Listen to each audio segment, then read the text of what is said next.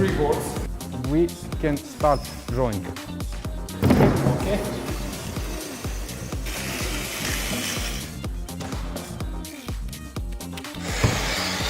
Everything he's creating from the gypsum boards.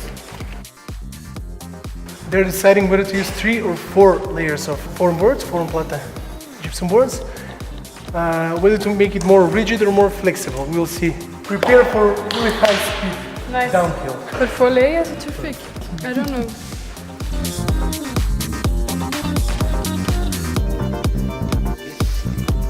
Glue it. It's a glue that we use for dry floorings. It's really flexible glue, so it will bring more important things to the system: stability, flexibility, and safety, hopefully.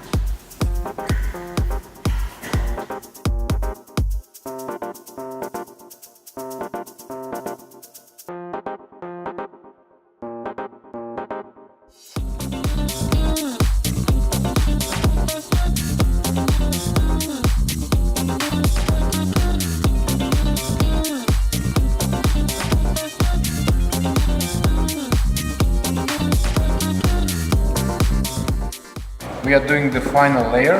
It is Грундиермител, and here the purpose of this material is for the board to go faster.